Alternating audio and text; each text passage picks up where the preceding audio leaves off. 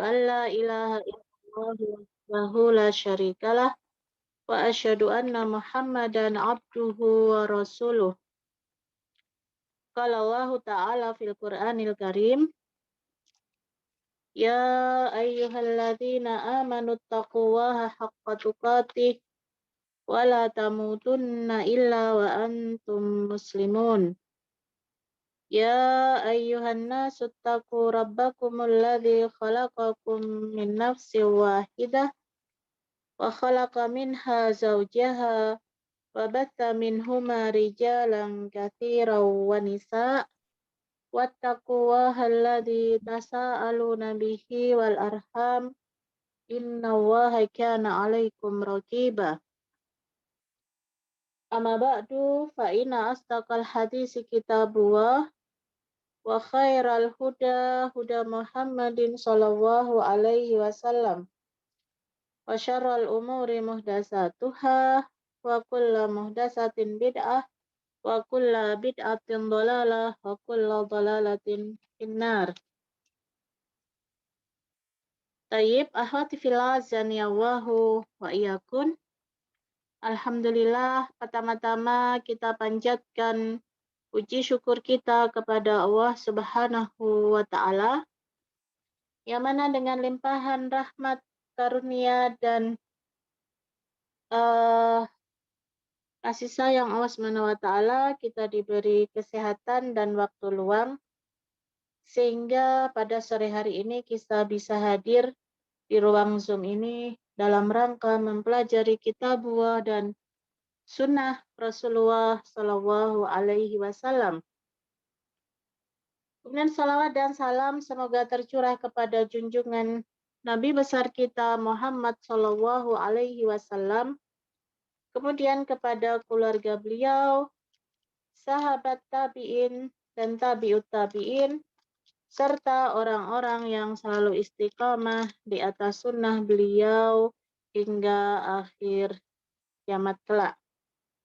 Baik teman-teman sekalian, materi kita pada sore hari ini yaitu tentang fikih ta'addud ya, ta'addudis zaujat atau fikih tentang poligami ya, yaitu pembahasan yang mungkin apabila kita bahas pada zaman sekarang ini ya dianggap pembahasan yang asing, yang tabu, atau bahkan pembahasan yang tidak layak ya.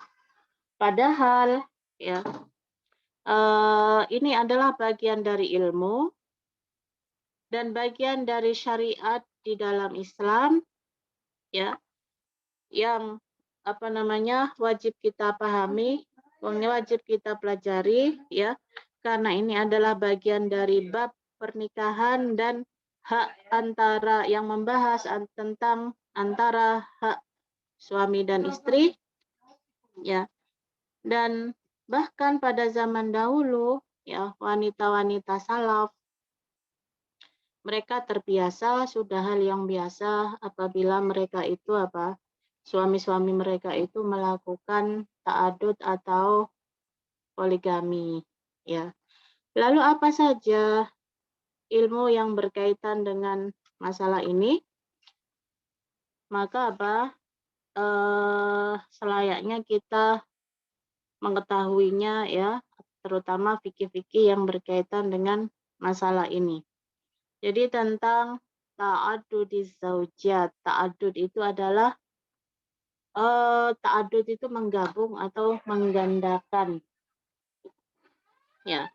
Zaujat yaitu istri. Jadi yang boleh melakukan poligami atau ta'adud itu hanya laki-laki.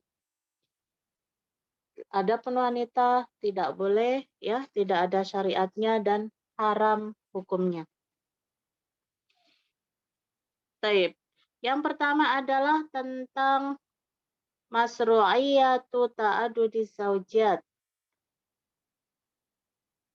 Dalil tentang disyariatkannya untuk ta'adud. Ya. banyak sekali dalil-dalil yang menjelaskan tentang syariat ta'adud atau poligami. Yang pertama adalah firman Allah Subhanahu wa taala dalam surat An-Nisa ayat 3. Ya. Surat An-Nisa ayat 3, Allah Subhanahu wa taala berfirman, "Wa in khiftum alla tuqsitu fil yatama fankihu ma taba lakum minan nisa'i mathna wa thulatsa wa ruba'. Fa in khiftum alla ta'dilu fawahidatan aw ma malakat aymanukum. Dzalika adna alla ta'ulu." Ya. Jadi Allah Subhanahu wa taala berfirman di dalam surat An-Nisa ayat 3 yang artinya wa in khiftum alla tuqsitu fil yatama, dan apabila kalian alla tuqsitu, kalian takut tidak bisa berbuat adil, ya, fil yatama, yaitu terhadap anak-anak yatim. Maksudnya di sini adalah Allah Subhanahu wa taala berbicara dengan para wali, ya, yang mereka itu mengurusi apa? Anak-anak yatim, yang menjadi wali untuk anak-anak yatim di bawah mereka, perwalian mereka. Maka Allah Subhanahu wa taala mengatakan fankihu ma tabalakum minan nisa, maka nikahilah ma tabalakum, wanita-wanita yang kalian sukai, ya. Yaitu berapa? Masna, 2, wasulasa, 3, waruba, dan 4. Fa in khiftum alla ta'dilu fawahidatan, maka apabila kalian khawatir, ya, tidak bisa berbuat adil terhadap istri-istri kalian, maka nikahilah satu saja, ya. Nikahilah satu apa? Nikahilah satu wanita saja, ya. Atau dengan budak-budak yang kalian apa? Miliki, satu istri dengan budak yang dimiliki apabila memiliki apa? Budak. Ya, di dalam ayat ini Allah Subhanahu wa taala berbicara kepada wali, para laki-laki yang mengurusi kebutuhan anak-anak yatim di bawah perwalian mereka. Ya. Dan apabila apa hubungannya dengan perintah atau syariat tentang ta'adud dengan anak yatim yang diurusi oleh para walinya? Maksudnya di sini, apabila para wali ini khawatir tidak bisa memberikan mahar misal itu adalah mahar keumuman wanita pada suatu daerah. Jadi setiap daerah, setiap negara atau setiap wilayah itu kan memiliki keumuman mahar sendiri-sendiri wanitanya. Ya. Biasanya wanita Jawa berbeda maharnya dengan wanita suku Bugis atau suku Dayak, berbeda-beda. Itu namanya mahar misal. Nah, maksudnya apabila wali ini tidak mampu memberikan mahar yang layak kepada anak yatim, lebih baik mencari apa? Lebih baik apa? Mencari wanita yang lain. Baik, sebentar Ahwat.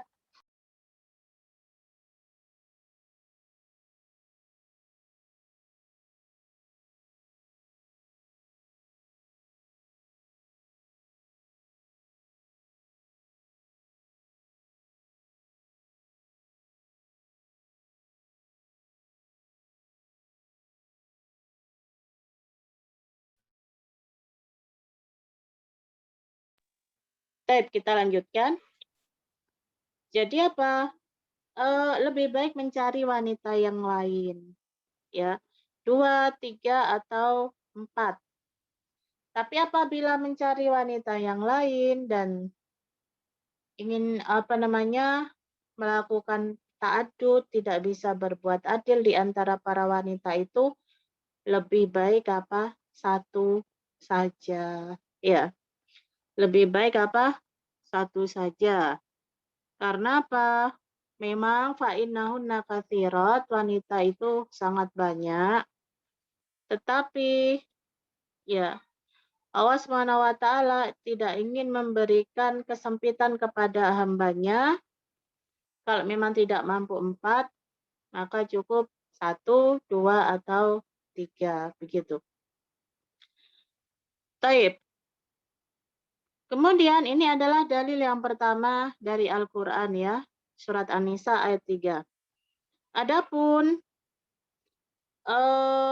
beberapa dalil selain dari Al-Quran, ya, ada banyak sekali ya dalil-dalil yang menganjurkan para laki-laki untuk apa namanya ta'adud ya atau untuk poligami.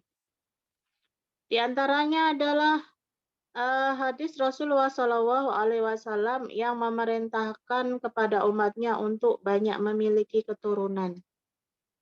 Ya, tazawwajul waludal waduda fa inni mukatsirun bikumul umam. Jadi Rasulullah Shallallahu Alaihi Wasallam bersabda, nikahilah wanita yang penyayang dan berpotensi memiliki keturunan yang banyak. Ya, fa inni mukatsirun bikumul umam. Kata Nabi, karena sesungguhnya nanti pada hari kiamat aku bangga dengan jumlah umatku yang sangat banyak. Nah, keturunan yang banyak itu bisa didapatkan oleh seorang laki-laki ya jika memiliki lebih dari satu istri. Ya, salah satu sebab ya. Untuk mendapatkan keturunan yang banyak adalah dengan menikahi lebih dari satu wanita. Dan juga dalil yang kedua adalah riwayat dari sahabat Ibnu Abbas. Qala Ibnu Abbas, sahabat Ibnu Abbas berkata kepada Sa'id bin Jubair. Beliau mengatakan fatazawwaj fa inna khaira hadhil ummati aktsaruha nisaan. Menikahlah ya, karena sesungguhnya fa inna khaira hadhil ummah, karena termasuk tanda baiknya umat ini adalah yaitu apa? Banyaknya wanita ya. Wanita itu jumlahnya lebih banyak. Jadi umat Rasulullah Shallallahu Alaihi Wasallam wanitanya ini jumlahnya lebih apa? Lebih mendominasi dan lebih banyak. Itu poin yang pertama, teman-teman, tentang dalil baik dari Al-Quran maupun hadis tentang disyariatkannya ta'adud az-zaujat. Kemudian dari dalil-dalil yang ada tadi ya, yang kita baca baik dari Al-Quran maupun As-Sunnah, maka bisa disimpulkan bahwasanya ta'adud itu adalah sunnah. Sunnah itu adalah apa? Sesuatu yang biasa dipraktekkan oleh Nabi ya, karena Nabi pun demikian ya. Nabi Muhammad Shallallahu Alaihi Wasallam dalam satu waktu beliau memiliki 9 istri. Jadi ini termasuk sunnah Nabi Shallallahu Alaihi Wasallam. Nah, kemudian setelah kita mengetahui bahwasanya hukum ta'adud adalah sunnah, nah berikutnya poin yang kedua adalah syarat syurutu ta'adudi zaujat. Jadi ta'adud atau poligami itu ada syarat-syaratnya. Ya, laki-laki boleh melakukan ta'adud apabila bisa memenuhi beberapa syarat berikut ini. Jadi, ini harus difahami oleh laki-laki, ya, bukan hanya sekedar apa semangat, ya, tetapi tanpa didasari dengan ilmu. sehingga apa akan memudaratkan keluarganya, memudaratkan istrinya, dan memudaratkan anak-anaknya. Ya, di antara yang pertama, syarat yang pertama adalah an yakuna qadiran alal adl. Jadi seorang suami harus mampu berbuat adil. Syarat yang utama adalah adil. Ya. Dalilnya mana? Firman Allah Subhanahu wa taala, fa in khiftum alla ta'dilu fawahidatan. Tadi. Surat An-Nisa ayat 3 yang artinya maka apabila kalian wahai para laki-laki tidak bisa berbuat adil, maka cukup apa? Satu saja. Ya, daripada memaksakan diri ya menikah lebih dari satu dan tidak bisa berbuat adil, maka apa? Dia berdosa, mendolimi ya. Mendolimi apa? Mendolimi orang lain ya, mendolimi istrinya, mendolimi anak-anaknya. Ya, disebutkan di dalam hadis yang sahih, maka nalahu imra'atani famala ila ihdahuma wajah ayaumal qiyamati wa syikkuhu ma'ilun. Barang siapa yang memiliki dua istri dan dia tidak bisa berbuat adil, ya, mendolimi yang satu lebih diutamakan, maka nanti pada hari kiamat datang menghadap Allah Subhanahu wa taala wasyikuhu ma'ilun, dalam keadaan pundaknya itu bengkok. Nah, seperti itu ancamannya. Ya. Taib. Jadi syarat yang utama adalah adil. Berikutnya, syarat yang kedua adalah an ya'man ala nafsihi al-iftitanu bihinna. Syarat yang kedua adalah dia bisa menjamin dirinya, ya, yaitu apa? Tidak sampai dengan melakukan poligami itu tidak sampai membuat dirinya apa? Terfitnah atau menyia-nyiakan hak Allah Subhanahu wa taala. Jangan sampai ketika dia melakukan ta'adud atau poligami, kemudian keberadaan istrinya, anak-anaknya itu membuat dirinya terfitnah. Artinya apa? Terfitnah dengan keberadaan istri sehingga hak-hak Allah itu tidak tertunaikan. Sibuk mengurusi keluarga, ya, sibuk mengurusi istri, kebutuhannya, sibuk mengatur pembagian sehingga apa? Sholatnya terbengkalai. Kemudian kewajiban-kewajibannya yang lain yang berhubungan dengan Allah Subhanahu wa taala tidak ditunaikan dengan baik. Berarti apabila seperti itu, pernikahannya ini menjadi sebab fitnah bagi dirinya dan fitnah bagi agama dia. Ya, berarti tidak bermanfaat pernikahannya dan tidak mendatangkan keberkahan. Seperti itu. Dalilnya adalah firman Allah Subhanahu wa taala dalam surat At-Taghabun ayat 14. Allah berfirman, "Ya ayyuhalladzina amanu inna min azwajikum wa auladikum aduwwal lakum fahdaruhum." Ya, artinya, wahai orang-orang yang beriman, sesungguhnya di antara istri-istri kalian, anak-anak kalian itu adalah musuh bagi kalian.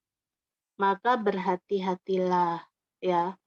Maknanya musuh itu apa? Yaitu apa? Yaitu istri atau anak itu bisa menjadikan kita lalai untuk menunaikan kewajiban kita kepada Allah Subhanahu wa taala, ya. Kadang ya mungkin ya sebagian istri menuntut ini, menuntut itu, sehingga karena terlalu cintanya suami kepada istri, sehingga apapun yang diminta selalu dituruti. Ya, apa yang diminta oleh anak selalu dituruti sampai dia lupa. Misalnya apa? Tentang sholatnya, tentang zakatnya, tentang berbaktinya kepada orang tua, dan tentang kewajiban-kewajiban yang lain. Maka apa? Mungkin di dunia mereka saling berkasih sayang antara suami istri, ya. Semua dipenuhi, disayangi, dicintai, tetapi nanti di akhirat apa? Bisa jadi mereka adalah apa? Dua orang yang saling bermusuhan. Karena apa? Suami hanya mementingkan sisi dunia saja, tetapi melalaikan apa namanya kebutuhan akhiratnya. Ini maknanya apa? Istri itu bisa menjadi seorang apa? Musuh bagi suaminya. Taib. Berikutnya syarat yang ketiga, ya. Syarat yang ketiga adalah yaitu apa? An yakuna indahu al-qudrah ala ifafihinna. Bahasanya seorang suami harus mampu untuk menjaga kehormatan istri-istrinya. Ya. Jadi apabila suami yang awalnya istrinya satu, yang dijaga hanya satu, ya kehormatannya, kemudian auratnya, kewajiban dia mendidik istrinya, ya terutama dalam masalah agama. Apabila dia menikah lagi, maka kewajibannya bertambah. Seorang suami harus tahu itu. Kewajibannya, bebannya, ya semakin bertambah, bukan hanya beban dunia, tetapi beban akhirat juga. Ya, dia punya kewajiban untuk menjaga kehormatan istri-istrinya, auratnya, dan mendidik mereka dengan cara yang baik. Sehingga apa? Dengan adanya pernikahan itu tidak mendatangkan bahaya dan madarat. Karena apa? Apabila mendatangkan madarat dan membahayakan istri yang lain, berarti apa? Suami ini mendolimi, ya, melakukan kedoliman di dalam rumah tangganya, ya. Padahal apa? Nabi Shallallahu Alaihi Wasallam bersabda, ya ma'syarasy syababa man istata'a minkumul ba'ata falyatazawwaj. Wahai para pemuda, barang siapa di antara kalian yang mampu untuk yang telah memiliki kemampuan, hendaknya dia segera apa? Hendaknya dia segera menikah. Ya. Tetapi apa? Pernikahan yang mendatangkan manfaat, bukan pernikahan yang mendatangkan madarat. Pernikahan yang sakinah, mawaddah, dan warahmah. Taib. Berikutnya yaitu syarat yang keempat. Syarat yang keempat adalah an yakuna biwus'ihi al-infaq alaihinna. Syarat yang keempat adalah seorang suami punya kemampuan untuk memberikan nafkah kepada istri-istrinya. Nah, ini syaratnya yang keempat. Dia harus mampu memberikan nafkah. Ya, baik nafkah lahir maupun nafkah batin, karena itu adalah suatu kewajiban, ya, kewajiban suami yang wajib ditunaikan kepada istri dan menjadi hak seorang istri yang wajib diterima dari suaminya. Ya. Dalilnya adalah firman Allah Subhanahu wa taala, wal yasta'fifil ladzina la yajiduna nikahan hatta yughniyahumullahu min fadlih. Surat An-Nur ayat 33, ya, yang artinya wal yasta'fifil ladzina la yajiduna nikahan, dan hendaknya orang-orang yang belum mampu untuk menikah, mereka menjaga kehormatan mereka. hatta yughniyahumullah, sampai Allah Subhanahu wa taala memberikan kecukupan kepada mereka dengan karunia-Nya, ya. Kalau memang tidak mampu, tidak perlu memaksakan diri, ya, untuk menikah atau melakukan apa? Poligami. Kata Allah, wal yasta'fif, hendaknya menjaga dirinya, ya. Kalau belum mampu dan belum pernah menikah, hendaknya menjaga diri dengan berpuasa, melakukan suatu yang bermanfaat supaya tidak larut, ya, dalam apa? Keinginan syahwat, ya. Bagi yang sudah memiliki istri satu, kemudian muncul lagi keinginannya untuk menikah sementara dia tidak mampu, hendaknya mencukupkan dengan satu istrinya itu, ya. Taib, itu adalah syarat untuk melakukan apa? Poligami, jumlahnya ada 4. Berikutnya adalah poin yang ketiga, yaitu tentang hikmatu masyru'iyyati ta'addud. Kenapa di dalam Islam itu, ya, ada syariat ta'addud, ya. Berbeda dengan agama yang lain, Yahudi dan Nasrani. Kalau di dalam apa namanya? Agama Nasrani, mereka mengharamkan ta'addud, ya, bahkan mengharamkan perceraian. Mengharamkan apa, akhwat? Perceraian. Begitu juga ya di apa namanya agama Yahudi. Mereka mengharamkan ta'addud tetapi menghalalkan zina. Nah, Islam adalah agama yang wasatiyah, agama yang tengah-tengah antara Yahudi dan Nasrani, antara kaum yang al-maghdubi alaihim, yang dimurkai, dan waladhdallin, yaitu kaum yang disesatkan, antara Yahudi dan Nasrani. Syariat Islam mengharamkan zina dan menghalalkan apa? Ta'addud. Ya. Kalau ditimbang-timbang antara zina dengan ta'addud, maka madaratnya lebih banyak apa? Zina. Nanti akan kita bahas, ya. Baik, jadi hikmah disyariatkannya ta'addud apa saja? Ya tidaklah Allah SWT apa namanya?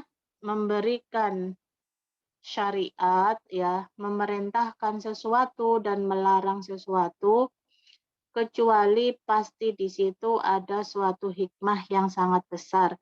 Baik hikmahnya itu kita ketahui maupun belum kita ketahui. Oleh karena itu, apa namanya? Tidak diragukan lagi bahwasanya jalan yang paling lurus dan yang paling adil dan paling tengah, ya, itu adalah apa? Syariat dibolehkannya seorang laki-laki untuk ta'addud, karena untuk suatu manfaat atau hikmah diantaranya adalah yang pertama, bahwasanya annal mar'a al-wahidah, apabila seorang suami memiliki satu istri, ya, maka apa? Seorang istri itu kadang dia haid, ya, atau kadang dia sakit, atau kadang dia apa? Nifas, atau karena apa? Mendapatkan apa namanya? Sebab-sebab yang lain yang membuat dirinya itu tidak bisa apa namanya? Memenuhi kebutuhan suaminya.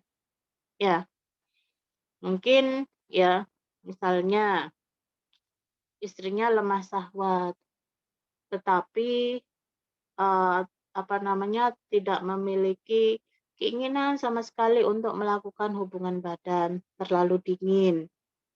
Tetapi dia butuh laki-laki untuk mengayominya.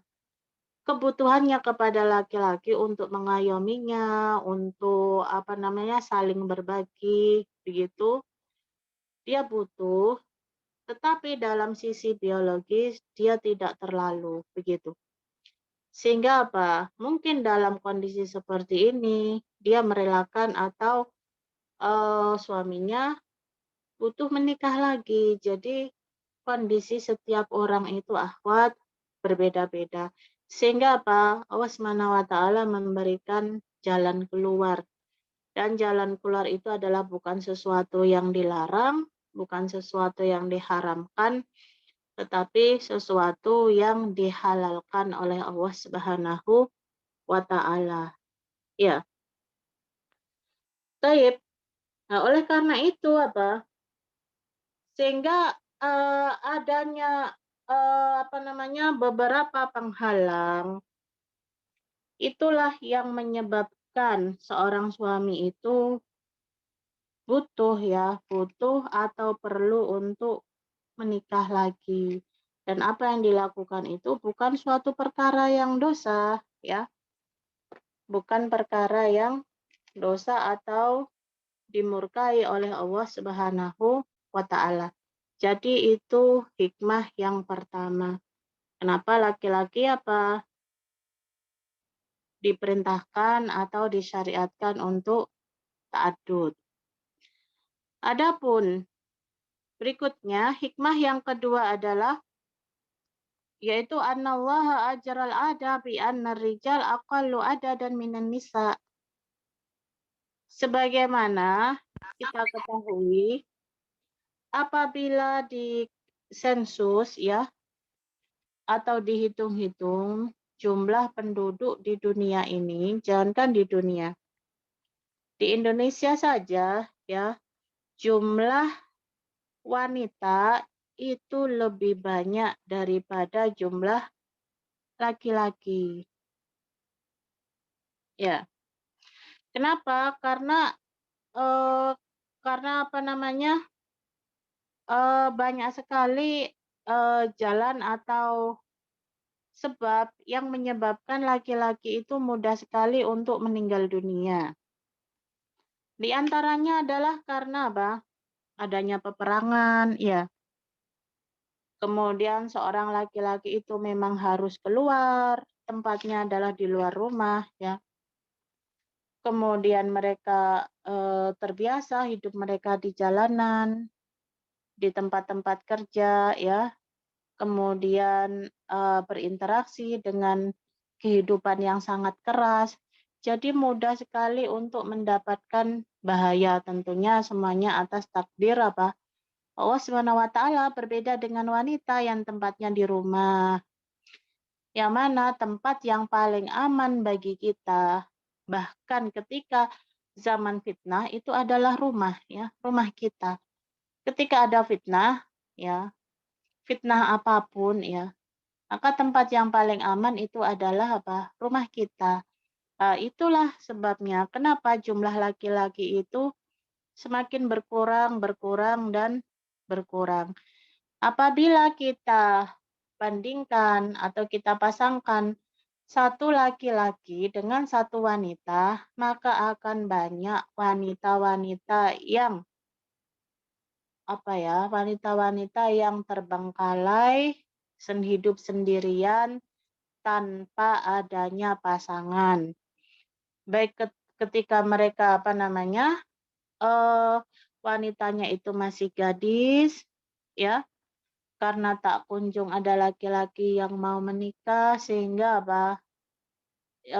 semakin menua-menua, ya, dan dikejar oleh usia, atau baik karena wanita itu janda, ya, karena ditinggal oleh suaminya, baik karena kematian atau perceraian, dan tak kunjung ada laki-laki yang mau menikahinya, sehingga dia menghabiskan sisa-sisa hidupnya dengan hidup sendirian. Begitu. Itu hikmah yang kedua.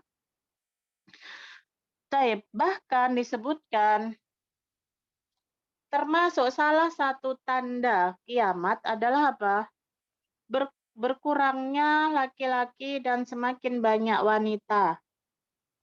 Hatta yakuna, ya, bahkan Nabi menyebutkan al-khamsi namra'atan al-qayyim al-wahid. Bahkan apa? Nanti pada hari kiamat atau di akhir zaman, satu laki-laki itu sama sebanding dengan 50 wanita. Bayangkan ahwat, satu laki-laki apabila dikalkulasikan, ya kita samakan, itu sebanding dengan 50 wanita. Padahal di dalam syariat kita, ya, laki-laki hanya boleh menikah maksimal 4. Lalu kemana yang 45? Pertanyaannya, ya. Lalu dikemanakan wanita yang 46 itu, ya. Kalau maksimal di dalam syariat kita menikah itu maksimal adalah 4, maka apa? 46 wanita yang lain tidak mendapatkan jatah seorang suami. Baik. Kemudian berikutnya adalah manfaat yang ketiga dari ta'addud. Manfaat yang ketiga adalah annal inas kulluhunna musta'idat lizawaj. Kebanyakan mayoritas wanita mereka itu sudah siap untuk menikah. Sementara laki-lakinya, ya, mereka tidak berani maju. Karena apa? Belum memiliki kemampuan. Ya, belum memiliki kemampuan, yaitu apa? Untuk memenuhi kebutuhan pernikahan. Ya, entah itu karena wanitanya yang menaruh tarif mahar yang tinggi, atau memang mensyaratkan ya kebutuhannya terlalu tinggi sehingga membuat laki-laki itu enggan untuk maju ya menikahi atau mengkhidbahnya. Sehingga apa? Orang-orang yang siap menikah dari kalangan laki-laki itu lebih sedikit daripada orang-orang yang siap menikah dari kalangan wanita. Wanita apabila menikah itu tidak perlu bekal apa-apa. Maksudnya apa? Dalam sisi materi ya. Yang penting dia siap ya dan punya ilmu tentang pernikahan sudah cukup. Tapi laki-laki tidak cukup hanya sekedar itu. Tidak cukup hanya sekedar siap untuk menikah, kemudian punya ilmunya, ya, tidak cukup hanya itu. Tetapi lawazimul hayat katsirah. Kebutuhan-kebutuhan hidup itu banyak, tidak bisa dipungkiri. Ya, memang tujuan hidup kita bukan karena materi, tapi tidak bisa dipungkiri kebutuhan rumah tangga itu ya, orang yang menjalani rumah tangga itu butuh biaya. Ya, mungkin kalau kita masih pengantin baru ya. Melihat uang 10.000 di dompet itu masih senyum, masih baik hati, masih lapang dada. Nah, masih pengantin baru. 1 bulan, 2 bulan, 1 tahun, 2 tahun. Tapi dengan berjalannya waktu, ya, belum godaan dari luar, ya, melihat teman-temannya, kemudian belum nanti dari sisi keluarga, ada orang tua, ya, ada kerabat, ada saudara, maka beberapa sebab itulah kadang menimbulkan masalah dalam rumah tangga, bisa menjadi sebab pertikaian dalam rumah tangga. Jadi harus benar-benar dipersiapkan khususnya bagi laki-laki. Taib. Berikutnya manfaat atau hikmah ta'addud yang keempat, yaitu Annahu qad yujad, kadang kita jumpai sebagian laki-laki ya secara naluri ya dan kebutuhan mereka itu kadang tidak cukup hanya dengan satu istri. Ya, kadang seorang laki-laki itu akhwat tidak cukup ya dengan memiliki hanya satu istri. Mereka butuh apa? Kedua, ketiga, dan keempat. Ya, ini kondisional meskipun tidak bisa dipukul ratakan. Tapi faktanya seperti itu. Ya, faktanya ada sebagian laki-laki yang hyper misalnya, atau apa namanya, libidonya tinggi. Sementara jika hanya satu istri tidak cukup dan bisa membahayakan istrinya juga misalnya. Ya, sehingga apa? Dalam kondisi seperti ini, maka apa? Seorang laki-laki bisa dihadapkan dengan dua madharat. Yang pertama adalah apa? Berzina, mencari di luar karena yang di rumah tidak bisa mengenyangkan, ya. Atau pilihan yang kedua dengan cara yang halal, ya, yaitu menikah lagi. Memang madharat, tetapi menurut kacamata manusia. Kan memang madharat, ya, yang aslinya dia hanya satu-satunya dimiliki oleh istrinya, ya, penuh, sehingga apa? Ketika menikah harus berbagi. Bukan hanya dalam masalah biologis, ya, kebutuhan biologis. Nanti apa? Nafkah, ya, lahiriah, kasih sayang, perhatian, semuanya harus terbagi. Memang madharat, ya, kalau kita lihat dari sisi kacamata manusia.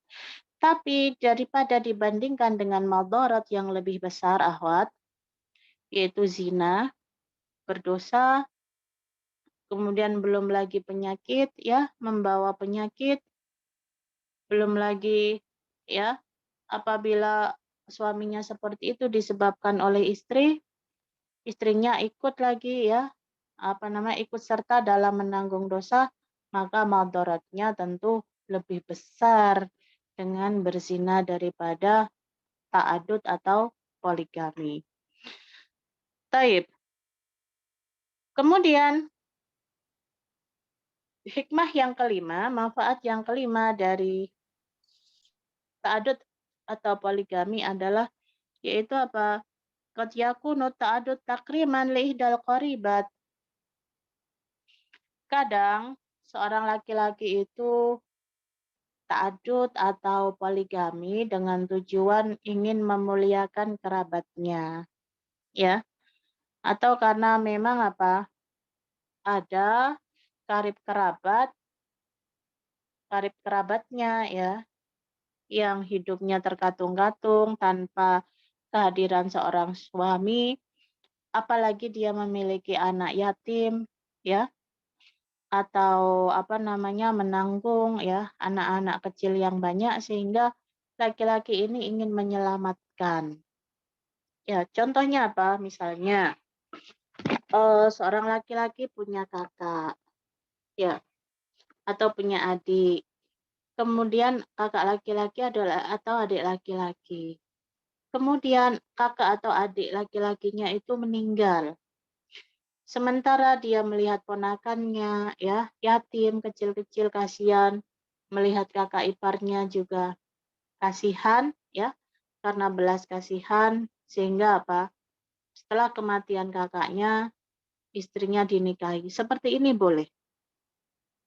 Jadi apa? Menikah dengan tujuan apa? Untuk menyelamatkan karib kerabat atau kerabat sepupu, ya, atau yang lainnya.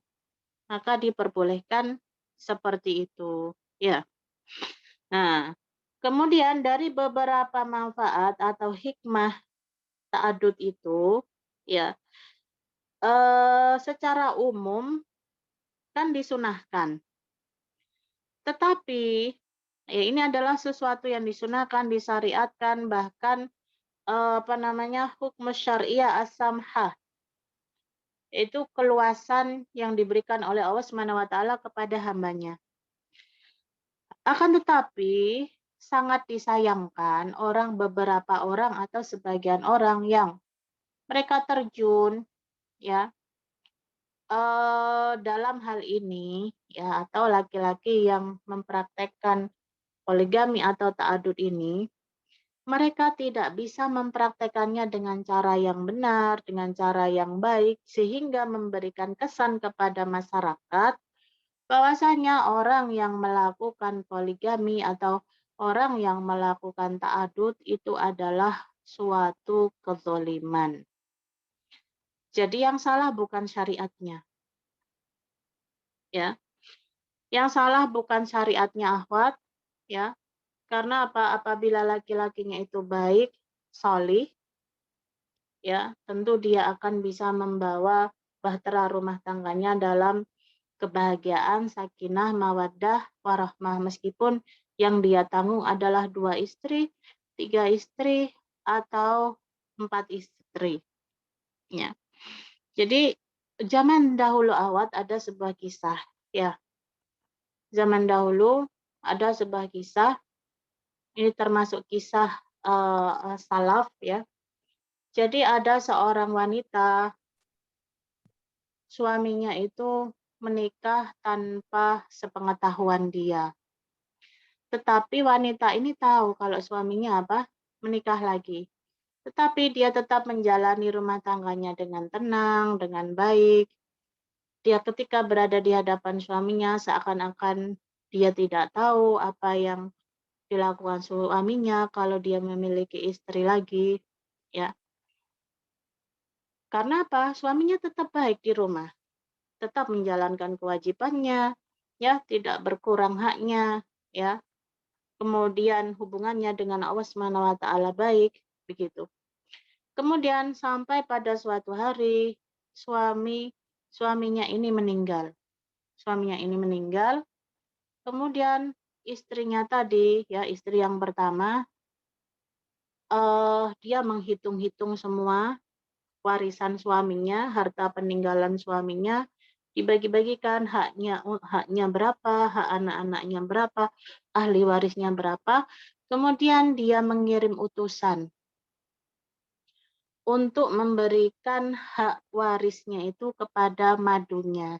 Sampai suaminya meninggal, suaminya tidak tahu kalau dia tahu kalau suaminya punya istri lagi. Sampai pada akhirnya ketika ada utusan yang membawa warisan itu tadi, ya, dan diterima oleh madunya atau istrinya yang kedua, maka istrinya yang kedua menjawab, mengatakan, sesungguhnya aku tidak berhak untuk menerima warisan ini karena suamimu telah menceraikan aku sebelum dia meninggal dunia. Ya, jadi dua-duanya adalah orang yang takut kepada Allah. Ya, yang pertama, ya seandainya dia menahan harta suaminya, bisa saja karena keduanya menyangka istri pertama tidak tahu. Yang kedua, ya, dia tidak mau menerima karena sudah terputus hubungan suami istri secara agama. Nah, seandainya dia mau menerima, ya, dan menyembunyikan tentang perceraiannya dengan suaminya, tentu suami istri yang pertama tidak tahu. Artinya dua-duanya adalah orang yang takut kepada Allah Subhanahu wa taala. Ini adalah praktek, ya, salah satu contoh praktek ta'adud pada zaman dahulu, ya, pada zaman salafus saleh. Baik, berikutnya teman-teman sekalian, yaitu yang terakhir, yaitu tentang hukum-hukum fikih yang berkaitan dengan ta'adud atau poligami. Ya, hukum fikih yang berkaitan dengan masalah ta'adud.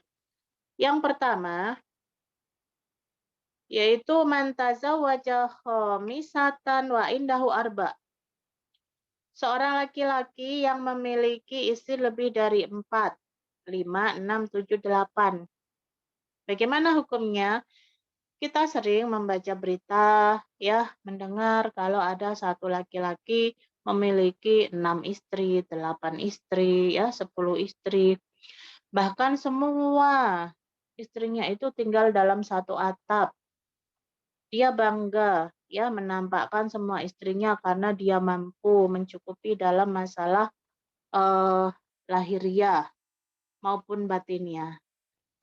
Apabila ada orang seperti ini, maka apa? Tidak diperbolehkan, haram hukumnya. Wajib bagi laki-laki itu untuk menahan 4 istrinya dan menceraikan istrinya yang lain. Karena batas maksimal seorang laki-laki boleh menikahi wanita itu adalah 4. Apabila salah satu diceraikan atau salah satu dari 4 itu meninggal, nah boleh ketika itu dia menambah lagi. Ya. Bahkan apabila ada orang yang dia sudah tahu ilmunya dan tetap memaksakan kehendaknya menikahi wanita lebih dari 4, disebutkan oleh Al-Imam Asy-Syafi'i dan Imam Malik wajib diberi hukuman. Bahkan wajib dirajam. Ya, apabila dia sudah tahu ilmunya dan apabila dia melakukannya karena kebodohan, maka dicambuk. Tetap harus ditakzir, diberikan hukuman. Taib. Yang kedua adalah hukum fikih yang kedua yang berkaitan dengan masalah ta'adud adalah yajuzu tafawutu muhuriz zaujat. Boleh bagi seorang suami untuk memberikan mahar yang berbeda-beda kepada para istrinya. Misalnya, ketika dia menikahi istrinya yang pertama karena masih miskin, ya diberikan 100.000 misalnya maharnya. Nanti dengan berjalannya waktu, rumah tangganya semakin membaik, ya, ekonominya semakin mapan, dia menikah lagi, menikah yang kedua, istrinya yang kedua diberi 2 juta, istri yang ketiga diberi 10, nah, dan seterusnya. Perbedaan mahar pada setiap istri itu bukan masalah, ya, bukan perkara yang dosa. Kenapa? Nabi Shallallahu Alaihi Wasallam sendiri beliau berbeda-beda dalam memberikan mahar istrinya. Istrinya Sofia, maharnya adalah dengan apa? Dimerdekakan dari perbudakan. Yang aslinya menjadi budak, menjadi wanita merdeka. Ya. Nah, mahar istri Rasulullah yang paling tinggi adalah Ummu Habibah. Yang mana ketika itu walimahnya itu dirayakan oleh Raja Najasyi dan maharnya pun diberikan oleh seorang raja. Jadi raja yang memberi bukan main-main ya. Kalau raja yang memberi, ya, atas mahar apa Rasulullah. Nah, keumuman maharnya istri Rasulullah itu adalah 400.000 dirham ya. 400.000 atau afwan 400 arba'umiyah itu 400 ya 400 dirham. Nah, maharnya Ummu Habibah ini mahar yang paling tinggi yang diberikan Raja Najasyi arba'u alaf ya, yaitu apa? Arba'u alaf itu 4.000. Istri-istri yang lain 400, Ummu Habibah 4.000. Jadi tinggi sekali ya. Tinggi sekali mahar yang diberikan kepada apa? Ummu Habibah. Artinya apa? Maharnya istri-istri Rasulullah itu berbeda-beda ya. Nah, ini tidak masalah apabila seorang suami memberikan mahar yang berbeda-beda kepada istrinya. Yang ketiga, hukum fikih yang ketiga adalah ini. Apakah seorang laki-laki boleh menggabungkan lebih dari satu istri dalam satu rumah? Hukum asalnya, ya, seorang suami wajib memberikan rumah yang layak bagi satu istri. Artinya apa? Satu istri, satu rumah. Ya, satu istri apa? Satu rumah sebagaimana yang dilakukan oleh Nabi. Nabi tidak pernah menggabungkan istrinya dalam satu atap. Ya, tapi apa? Dibuatkan rumah sendiri-sendiri meskipun kecil-kecil ya, berpetak-petak, tetapi mereka punya apa? Satu pintu sendiri. Begitu. Ya. Baik. Maka apa? Eh, seorang laki-laki tidak boleh menggabungkan dua istri dalam satu tempat. Ya, dalam satu tempat atau dalam satu rumah. Kenapa? Karena eh, apabila penempatannya seperti ini bisa membahayakan, menimbulkan kecemburuan, permusuhan. Ya, namanya wanita itu tidak luput dari rasa cemburu. Jangankan kita, manusia biasa. Istri Rasulullah saja Pak Aisyah cemburu, ya. Hafsah yang lainnya cemburu.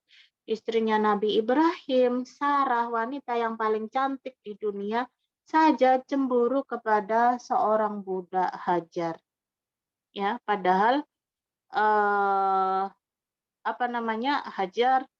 Sarah lebih cantik daripada Hajar, ya. Tapi tetap cemburu. Itulah sifat apa? Sifat manusia. Nah, seorang suami tidak boleh memadaratkan istri-istrinya dengan apa? Membakar rasa cemburu, ya saling iri, saling dengki. Nah, seperti itu tidak boleh. Kecuali keduanya ridho ditempatkan dalam satu atap tetapi beda pintu begitu. Ya, satu atap beda pintu. Misalnya suaminya punya rumah atau dua rumah, ya bergandengan, tetapi apa? Pintunya berbeda-beda. Boleh. Atau suami punya rumah tingkat, ya. Istri pertama di atas, istri kedua di bawah. Tetapi pintunya berbeda-beda, ya. Maka dalam kondisi seperti ini boleh dengan syarat istri-istrinya ridho. Kalau tidak ridho, kewajiban seorang suami untuk memberikan apa? Tempat tinggal yang layak, makan yang layak, pakaian yang layak. Karena itu adalah nafkah yang disepakati oleh para ulama. Taib, yang keempat. Hukum fikih yang keempat, ya, yaitu al-qismu baina zaujat. Cara apa namanya? Cara memberikan bagian, ya. Bagian di antara para istri. Maksudnya begini. Apabila seorang laki-laki menikahi, ya, menikah lagi, yang kedua, ketiga, dan keempat, dan yang dinikahi adalah seorang gadis, maka suami disunahkan untuk tinggal di istrinya itu selama 7 hari, bermalam selama 7 hari. Setelah itu dibagi, ya, 1 hari, 2 hari, 2 hari, atau 3 hari, 3 hari. Tapi pertama kali setelah akad itu disunahkan untuk ya mendampinginya, ya kalau masih gadis selama 7 hari. Tapi apabila yang dinikahi itu adalah janda, maka ditunggu didampingi selama 3 hari. Maksudnya didampingi itu akhwat, suaminya bermalam di situ, bukan berarti ditahan di situ, tidak boleh keluar, tidak boleh kemana, tidak boleh sholat jamaah, bukan maknanya, bukan seperti itu. Tetapi menemaninya bermalam selama apa? 3 hari kalau itu janda. Dalilnya adalah hadis Anas bin Malik. Beliau mengatakan, minas sunnati idza tazawwaja ar-rajulu al-bikra ala sayyib aqama indaha sab'an tsumma qasama. Termasuk sunnah adalah apabila seorang laki-laki menikahi gadis, maka dia tinggal di sisinya selama 7 hari. Dan apabila dia menikahi janda, maka dia tinggal di sisinya selama 3 hari. Setelah itu dibagi adil. Ya, dibagi secara adil. Dalam hal apa? Menginap dan bermalam. Taib. Yang kelima, hukum fikih yang kelima yaitu apakah seorang laki-laki wajib membagi cintanya dan membagi masalah hubungan biologisnya dengan para istrinya, ya. Jadi kalau cinta itu kecondongan hati, ya, tidak bisa dibuat-buat. Kita saja kepada anak-anak kita pasti rasa kita berbeda. Cuma kita sebagai ibu harus bisa mengemas sebaik mungkin rasa itu di hadapan anak-anak. Ya, karena apa? Anak-anak itu mereka memiliki karakter yang berbeda, sifat yang berbeda, ya. Sehingga karena perbedaan karakter, perbedaan sifat itulah membuat hati ini berbeda dengan mereka. Ya, ada anak yang rasa empatinya tinggi kepada orang tua. Ada anak yang cuek kepada orang tua. Nah, itulah penyebabnya. Ya, gambarannya seperti itulah, ya. Jika suami itu memiliki istri lebih dari satu. Jadi ada pemicu, ada sebab kenapa suami itu tidak bisa membagi rasa mahabbahnya, cintanya mi'ah fil mi'ah, ya. 50% kepada kedua istrinya misalnya. Apabila punya dua istri. Tetap pasti ada salah satu dari keduanya yang membuat hati suami itu condong. Mau tidak mau itu sudah naluri, ya. Karena Allah Subhanahu wa taala mengatakan walan tastati'u an ta'dilu bainan nisa'i walau harastum. Kalian para laki-laki benar-benar tidak akan mampu untuk berbuat adil di antara istri-istri kalian meskipun kalian itu sudah berupaya semaksimal mungkin. Ini Allah Subhanahu wa taala yang mengatakan di dalam surat An-Nisa ayat 129. Lalu bagaimana dengan syarat adil yang ada di depan tadi yang kita bahas? Maknanya adalah yaitu adil dalam masalah nafkah lahiriah, ya. Memberikan tempat tinggal mampu, ya, harus adil, mampu suami itu memberikan adil, memberikan uang belanja, ya. Kemudian memberikan pakaian, mampu, ya, memberikan makan, mampu, sangat mampu jika disamakan. Tapi dalam masalah hati ini secara tabi'i naluri itu berjalan dengan sendirinya. Begitu juga dengan masalah kebutuhan biologis, yaitu tentang masalah jima dan syahwat. Ya, misalnya suami malam ini di rumah istrinya, besok harus istri kedua dikumpuli, tidak bisa. Tetap karena apa? Jima itu karena ada pemicu syahwat, ya, ada kecondongan hati. Kalau tidak ada kecondongan, maka tidak akan bisa untuk melakukan memberikan biologis. Mungkin mampu saja. Tetapi kalau menyamakan, nah tetap akhwat tidak bisa. Taib. Ini yang berkaitan dengan masalah adil, ya, keadilan dalam masalah cinta dan kebutuhan atau memberikan nafkah biologis. Rasulullah saja, ya, beliau seorang suami, ya, manusia yang paling mulia, contoh terbaik, tetap beliau tidak bisa mampu memberikan, ya, hak yang sama kepada istri-istrinya. Siapa istri-istri Rasulullah yang paling diistimewakan oleh Rasulullah dalam masalah cinta, ya, dan kecondongan hati? Dia adalah Aisyah radhiyallahu anha. Ya. Nabi Shallallahu alaihi wasallam ketika ditanya, "Man ahabbun nasi ilaika ya Rasulullah?" Siapakah orang yang paling engkau cintai wahai Rasulullah? Maka Nabi mengatakan Aisyah. Ya. Dari situlah dan dari dalil yang kita baca tadi, ya, para ulama sepakat tidak ada perbedaan dalam masalah ini, bahwasanya suami tidak wajib menyamakan, ya, kepada istri-istrinya dalam masalah berhubungan badan, ya. Nah, Nabi saja beliau Beliau mengadu kepada Allah Subhanahu wa taala ketika beliau tidak mampu berbuat adil ya kepada istri-istrinya, terutama dalam masalah kecondongan hati.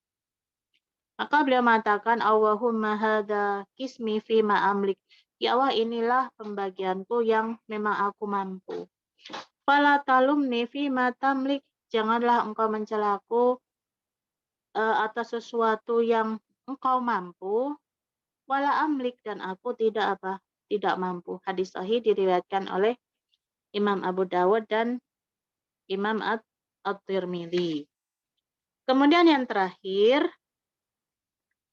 adapun masalah nafkah ya, maka seorang suami nafkah lahir ya, memberikan makan, memberikan pakaian, memberikan tempat tinggal, atau nafkah sehari-hari, kebutuhan uang belanja sehari-hari, ya, bahwasanya secara zahir ini suami pun tidak wajib memberikan nominal yang sama.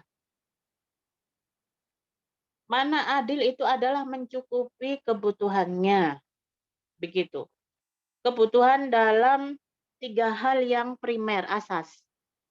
Tempat tinggal yang layak, pakaian yang layak, makanan yang layak. Ya.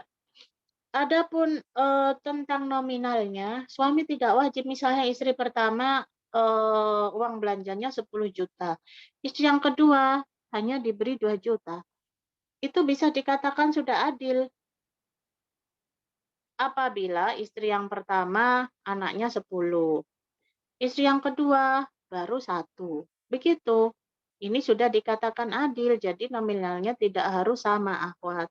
Atau istri yang satu tinggal di kota dengan kebutuhan yang serba mahal, sehingga diberi nominal yang besar, sementara istri yang kedua tinggal di desa, di kampung yang kebutuhannya itu serba murah dan terjangkau.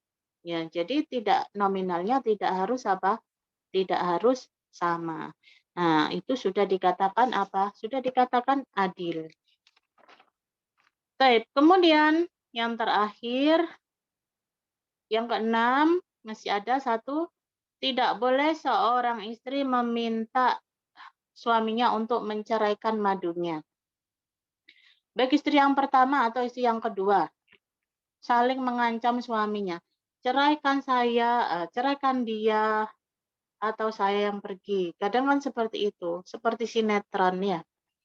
Seperti sinetron, benar. Pilih saya atau pilih dia, tidak boleh. Itu perbuatan dosa besar ya.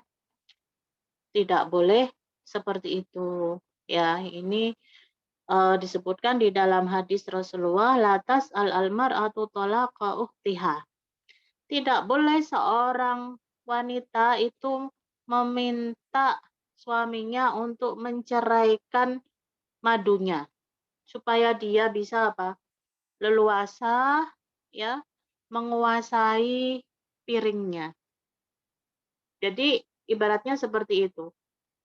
Suaminya suruh menceraikan istrinya yang lain supaya piring itu dengan leluasa dia bisa kuasai. Tidak boleh ya. Litas tafrigha safhataha. Ya. Untuk bisa menguasai piring yang ada di rumahnya. Tidak boleh, ini namanya memadaratkan dan berdosa ya. Taib, demikian teman-teman sekalian. Materi kita pada sore hari ini yaitu tentang masalah Masalah poligami atau tentang ta'adud, dalil-dalilnya, syariat-syariatnya, kemudian hukum-hukum yang berkaitan dengan masalah poligami. Semoga kita bisa memahaminya dengan baik ya. Dan jika suatu hari atau sekarang sebagian teman-teman yang sedang menjalani syariat ini, semoga dimudahkan dan diberikan sakinah, mawaddah, warahmah dalam rumah tangganya. Baik. Sebelum kami tutup, barangkali ada penjelasan kami yang belum jelas atau ada pertanyaan yang berkaitan dengan materi kita, kami persilakan. Nah, Ustazah, kami sediakan pada waktu yang terbatas, jadi pertanyaannya 3 orang bertanya lewat chat dan 3 orang bertanya lewat raise hand Ustazah. Nah, silakan Ukti. Nah, ini dari yang chat dulu nggak Ustazah? Nah, tafadhol. Bolehkah orang tua menawarkan anak perempuannya yang sudah memasuki usia siap menikah kepada laki-laki yang sudah menikah atau sudah mempunyai istri dan bagus agamanya, karena belum menemukan lelaki bujang yang bagus agamanya untuk menikahi anaknya? Jazakallahu khairan wa barakallahu fiik. Nah, baik, insya Allah jelas pertanyaannya ya. Nah, boleh. Bukan aib. Orang tua menawarkan putrinya yang sudah siap menikah kepada laki-laki solih, baik, dan laki-laki itu punya istri, boleh secara syariat, tidak melanggar sama sekali dan bukan aib dan bukan perbuatan yang dosa. Karena apa? Sahabat Umar, beliau menawarkan putrinya Hafsah pertama kepada siapa? Utsman. Apakah Utsman ketika itu tidak punya istri? Punya. Setelah itu tidak ada jawaban yang jelas dari Utsman, pindah lagi ditawarkan ke Abu Bakar. Abu Bakar diam saja, tidak menjawab karena pernah mendengar Rasulullah menyebut-nyebut namanya Hafsah. Artinya Rasulullah menginginkan Hafsah, hanya saja Abu Bakar tidak berani menyampaikan kepada Umar. Kemudian datanglah Umar kepada Nabi dengan hati yang sedih, gundah gulana, memikirkan putrinya, ditawarkan kepada 2 orang yang mulia, sahabat Rasulullah, tidak ada kepastian jawaban. Maka apa? Jawaban Rasulullah, tenangkan dirimu wahai Umar, Hafsah akan dinikahi oleh orang laki-laki yang lebih baik daripada Utsman dan Abu Bakar, yaitu apa? Rasulullah sendiri. Ya. Jadi kesimpulannya begini. Tertarik atau mencintailah, katakan saya ya, senang kepada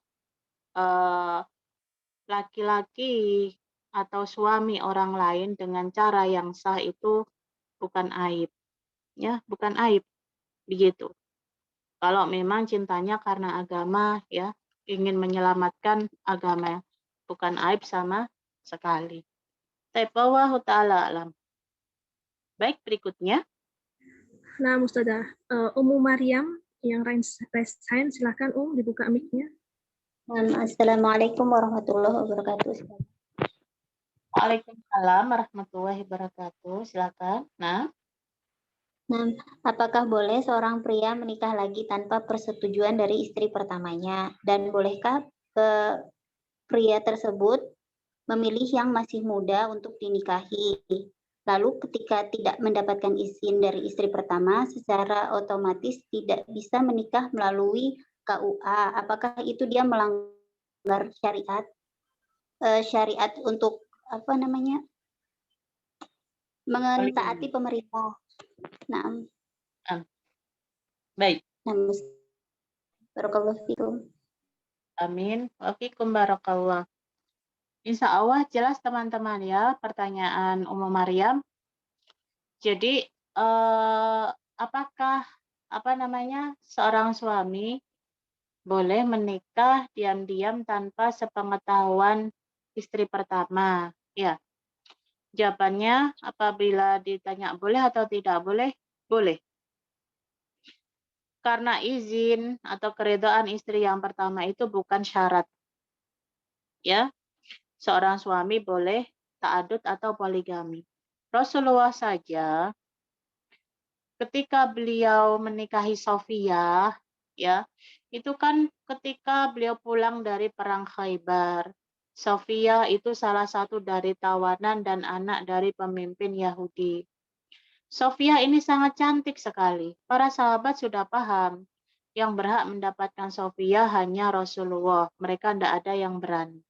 Ada seorang sahabat yang ingin ya mengambil Sofia waktu itu sebagai budak atau tawanan, tetapi oleh Rasulullah disuruh memilih budak yang lain, jangan Sofia. Maka apa? Rasulullah mengambil Sofia. Pertamanya para sahabat menganggap dijadikan budak. Tapi dengan berjalannya waktu ketika pulang dari peperangan di dalam perjalanan, Rasulullah menikahi Sofia. Ya, menikahi Sofia dan dimerdekakan, dan maharnya itu adalah apa? Dengan merdekanya Sofia dari perbudakan menjadi wanita yang merdeka. Ketika pulang ke Madinah, ya, ketika pulang ke mana? Ke kota Madinah, Rasulullah tidak langsung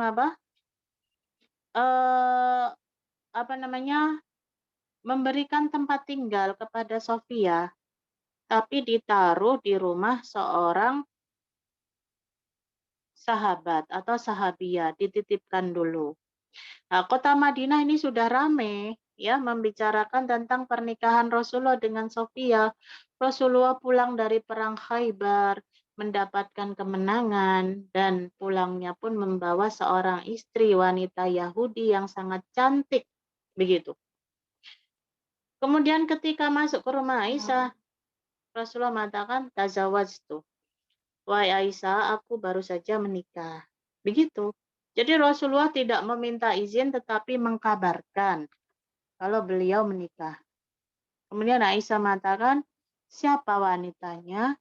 Dia adalah Sofia, ya, putri dari pembesar Bani Quraidah, ya.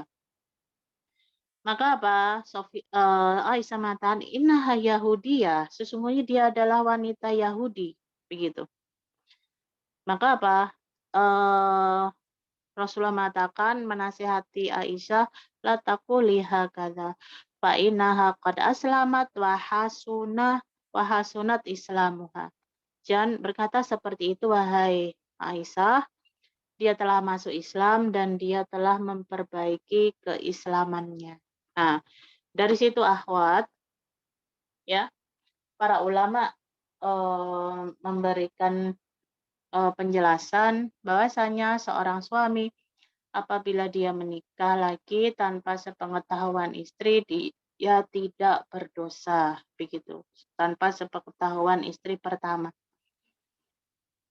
Tapi nanti beda lagi, ya, apakah dia bisa berbuat adil atau tidak berbuat adil, maka nanti beda sendiri pembahasannya. Yang penting sah atau tidak, tetap sah, begitu. Kemudian apabila menikah siri, ya, tadi lanjutnya tanpa keridhaan istri pertama, kemudian apakah dia berdosa karena tidak taat dengan hukum pemerintah? Kan memang hukum pemerintah, seorang suami yang menikah harus dengan keridhaan istri baru bisa keluar surat nikahnya untuk yang kedua. Tidak berdosa karena apa? Justru pemerintah seharusnya memberikan fasilitas dalam masalah ini, memudahkan ya rakyatnya untuk menjalankan syariat Islam. Ini kita tidak berbicara tentang hawa nafsu, ya. Kita tidak berbicara tentang sakit hati, perasaan, dan semisalnya, tapi kita berbicara tentang syariat, tentang halal dan haram. Ya. Jadi seharusnya pemerintah memudahkan rakyatnya untuk menjalani syariat Islam dengan mempermudah mereka untuk mendapatkan surat nikah, baik yang kedua, ketiga, maupun berikutnya. Ya. Karena kalau tidak dimudahkan, maka larinya nanti, ya, kalau yang halal dipersulit, maka manusia akan mencari yang haram, begitu. Itu kalau orang-orang yang tidak takut kepada Allah Subhanahu wa Ta'ala. Maka orang yang takut daripada berzina lebih baik nikah apa akhwat? Lebih baik menikah siri, begitu kan? Ya. Adapun dari sisi kita ya terhadap pemerintah, naam, kita taat kepada perintah pemerintah dalam hal-hal yang itu memang sesuai dengan syariat Allah Subhanahu wa Ta'ala. Tapi apabila dalam hal-hal yang melanggar syariat, apalagi bermaksiat, maka kita tidak wajib untuk mentaati pemerintah. La ta'ata li makhlukin fi maksiatil khaliq. Tidak ada ketaatan kepada manusia dalam rangka bermaksiat kepada Allah Subhanahu wa Ta'ala. Baik, berikutnya. Nah, Ustazah, saya bacakan lagi pertanyaan yang dari chat. Ana dulu janda, kemudian teman Ana meminta atau memaksa Ana untuk menikahi suaminya. Awalnya Ana tidak mau, tidak cinta. Akhirnya dengan berbagai pertimbangan, Ana menikah dengan suami teman Ana tersebut. Usia pernikahan Ana sudah 3 tahun lebih dan Ana belum bisa mencintai suami Ana. Berhubungan intim hanya Ana lakukan karena Ana tidak mau berdosa. Di lain pihak, teman Ana berubah sikap. Sekarang teman Ana cemburu dengan Ana, sering memojokkan Ana. Ana bekerja dan alhamdulillah mampu menghidupi Ana dan anak-anak Ana. Perpisahan bukan solusi buat Ana, Ustazah. Bagaimana cara Ana bertahan dalam situasi ini, Ustazah? Ana lelah berpura-pura segalanya baik di depan anak-anak dan keluarga Ana. Padahal hati Ana menjerit pernikahan Ana secara syah, secara syariat dan negara. Mohon penjelasannya, Ustazah. Baik.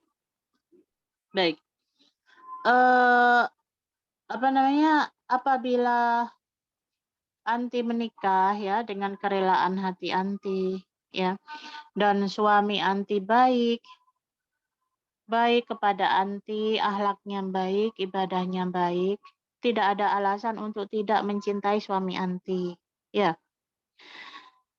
Tapi kembali lagi ya, cinta itu adalah masalah hati ya. Cinta itu adalah masalah hati, tidak bisa dipaksakan. Seandainya anti meminta khuluk kepada suami anti dengan alasan karena tidak cinta saja, itu memang sah, dibolehkan secara syariat. Tapi dipertimbangkan lagi ya antara maslahat dan madarat. Ya, antara maslahat dan madarat. Pertama, kalau memang masalah anti adalah karena kecemburuan istri yang pertama, padahal awalnya tadi dia sendiri yang meminta, ya, dan banyak kasus seperti ini. Awalnya istri pertama khair-khair saja, baik, mendukung, tapi dengan berjalannya waktu berubah hatinya. Namanya manusia ya, hati itu bisa berbolak-balik. Nah, itu sudah hal yang wajar, kecemburuan dalam praktek poligami itu hal yang wajar.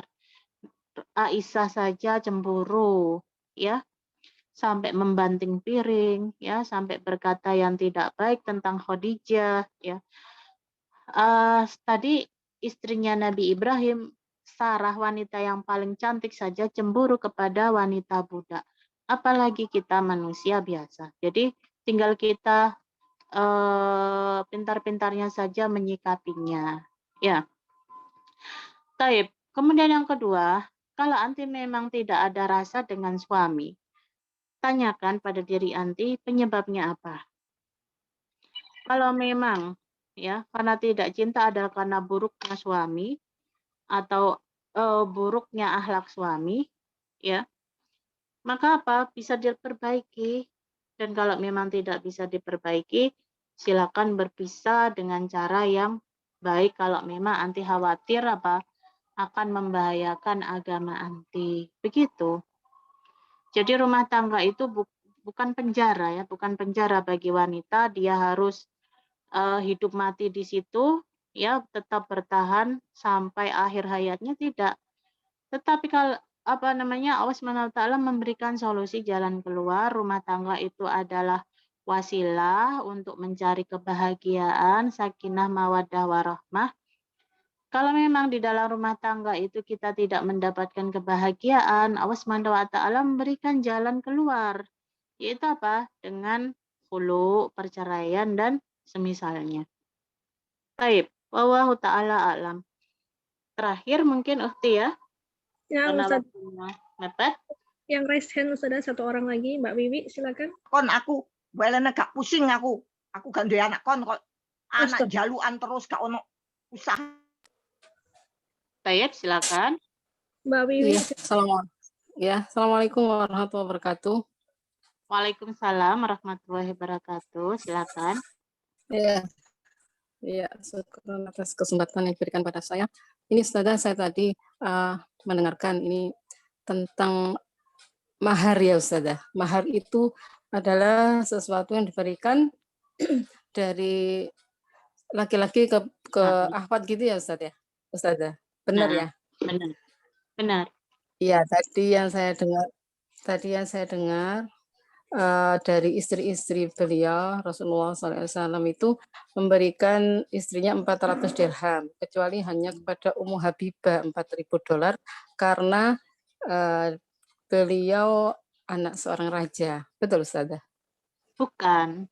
Ummu Habibah itu saudaranya Muawiyah, anak dari pemimpin Quraisy Abu Sufyan. Karena apa? Ketika terjadi pernikahan itu Ummu Habibah sedang hijrah di Habasah, Rasulullah di Madinah. Jadi Rasulullah walimahnya itu ditanggung oleh raja yang Ummu Habibah hijrah di situ dan maharnya juga diberikan raja. Itu. Tapi atas nama Rasulullah. Oh, begitu. Nah, paham? Oh, gitu ya, sudah jelas Ustazah. Ya, syukran. Ya, paham ya. Syukran Ustazah. Jazakallahu khair. Assalamualaikum warahmatullahi wabarakatuh. Nah, waalaikumsalam warahmatullahi wabarakatuh. Baik, satu lagi mungkin, silakan. Yang raise hand aja Ustazah ya. Mbak Dini, silakan. Ya. Assalamualaikum warahmatullahi wabarakatuh. Waalaikumsalam warahmatullahi. Nah, silakan Ya Ustazah, izin bertanya. Ini kan saya dalam posisi dipoligami oleh suami sudah dapat 1 tahun dan alasannya kan dulu 3 tahun mereka ada hubungan dan memutuskan daripada berzina terus saya nikahi wanita ini. Ya setelah 1 tahun keluarga saya tidak tahu Ustazah, saya sembunyikan. Dan sekarang setelah saya jalani tidak ada pembagian waktu dan nafkah pun kita sudah enggak cukup ya itu harus kamu cukupkan gitu. Saya enggak mau tahu, sudah itu pokoknya gaji itu sudah kamu harus cukupkan sendiri gitu. Sedangkan saya sudah punya anak angkat untuk umur 8 tahun Ustazah dan 1 tahun ini memang banyak pertengkaran yang dilihat oleh anak. Jadi saya memutuskan untuk pulang ikut orang tua saya di kota lain agar psikis anak tidak terganggu. Kasihan mentalnya saya gitu. Saya enggak apa-apa kamu silakan poligami, tapi saya selamatkan anak ini gitu. Biar dia tidak, karena dia tidak bisa untuk izin terus menginap ke istrinya enggak bilang, maksudnya papa sering bohong gitu. Saya enggak suka gitu Ustazah. Bagaimana Ustazah sikap saya untuk melanjutkan lagi untuk pernikahan saya ini? Jazakillahu khairan Ustazah. Assalamualaikum warahmatullahi wabarakatuh. Waalaikumsalam warahmatullahi wabarakatuh. Baik Ibu, semoga Allah Subhanahu wa taala memudahkan urusan Ibu ya dan memberikan jalan keluar yang terbaik. Baik, sebenarnya alasan Ibu tadi sudah sangat bijak sekali ya, mengizinkan suami untuk ta'adud dengan alasan daripada berzina lebih baik mencari yang halal, begitu. Dan memang kalau kita berpikir ya, memiliki setengah suami itu lebih baik daripada tidak memilikinya sama sekali. Ya. Jadi begini Bu, jangan mengorbankan rumah tangga ibu dengan alasan anak. Itu tidak tepat. Ya. Jadi kadang wanita begini, saya bertahan demi anak, tapi mengorbankan agamanya, mengorbankan kebahagiaannya itu tidak tepat. Ya. Anak tetaplah anak. Suami itu bagian dari kita, kebahagiaan kita, surga dan neraka kita tidak ada hubungannya dengan anak. Begitu. Ya. Mungkin anak akan bersama kita ya tidak lama sementara. Nanti mereka pun akan menjalani rumah tangganya sendiri, ya, menjalani kehidupannya sendiri dan terpisah dari kita. Pada akhirnya kita pun akan sendirian. Nah, di saat-saat kita sendiri itulah nanti akan nampak betapa butuhnya kita kepada seorang laki-laki. Begitu. Jadi jangan mengorbankan rumah tangga kita dengan alasan anak. Nah, sekarang sikap yang terbaik untuk ibu bagaimana? Kalau masalah nafkah tadi ya, kalau memang suami ibu sudah berupaya, pendapatannya seperti itu, gajinya seperti itu, dan sudah dibagi, dan pada akhirnya katakanlah kurang, tidak cukup. Ya, jadi ini pun sudah biasa terjadi. Bahkan rumah tangganya Rasulullah ya dengan 9 istri dalam satu waktu itu bukan berarti rumah tangga yang mewah, megah, serba ada, serba cukup. Tidak, Ibu. Ya, pernah dalam 3 bulan ya di rumah Rasulullah itu tidak pernah dinyalakan tungkunya. Apinya tidak pernah menyala. Ya, artinya apa? Kondisi rumah tangga Rasulullah sedang kekurangan. Jadi ada kekurangan dalam masalah rumah tangga, ekonomi tidak cukup. Itu jangan dijadikan alasan. Tapi yang paling utama adalah apa? Lihat suami. Lihat suami, bagaimana hubungannya dia dengan Allah Subhanahu wa taala, bagaimana akhlaknya kepada keluarga, begitu. Kalau suami sholatnya Masya Allah rajin, takutnya kepada Allah Subhanahu wa taala luar biasa, kemudian akhlaknya baik kepada istri, kepada anak-anak, kemudian dia sudah berupaya ya mencukupi keluarganya dengan kemampuannya. Apabila seperti itu, lebih baik ibu tetap bertahan dan mempertahankan rumah tangga ibu ya, dan mempertahankan suami ibu. Begitu. Karena apa? Ya, kembali lagi, ibaratnya kan ibu memiliki suami setengah ya, karena dibagi dengan apa? Wanita yang lain. Jadi memiliki separuh suami yang baik, yang solih, akhlaknya baik, itu lebih baik daripada tidak memiliki suami sama sekali. Ya, jadi hidup sendiri itu berat, Ibu. Hidup sendiri itu berat. Belum lagi apa masalah nafkah, belum lagi kita manusia ini tidak dipungkiri diciptakan oleh Allah Subhanahu wa taala dengan memiliki syahwat, kadang kita butuh untuk menyalurkan kebutuhan biologis kita. Nah, seperti itu. Jadi insya Allah bisa dipahami Ibu ya. Semoga bermanfaat jawaban kami. Wallahu ta'ala alam. Demikian teman-teman sekalian, materi kita pada sore hari ini. Kurang lebihnya kami mohon maaf. Semoga bermanfaat dan waktu kami kembalikan kepada host acara ini. Silakan ditutup, Nah, Ustazah, jazakillah khairan atas waktunya Ustazah. Semoga kami dapat mengambil ilmu dan manfaat atas wejangannya hari ini. Mohon maaf kepada Ummahat apabila pertanyaannya belum semua disampaikan kepada Ustazah. Semoga pada lain waktu bisa dijawab lagi oleh Ustazah. Kita akhiri kajian kita pada hari ini dengan doa kafaratul majelis. Subhanaka Allahumma bihamdika asyhadu an la ilaha illa anta astaghfiruka wa atubu ilaik. Wassalamualaikum warahmatullahi wabarakatuh. Waalaikumsalam warahmatullahi wabarakatuh. Jazakallahu khairan Ustazah. Amin wa antunna fajazakumullahu khairan. Izin end meeting deh teman-teman.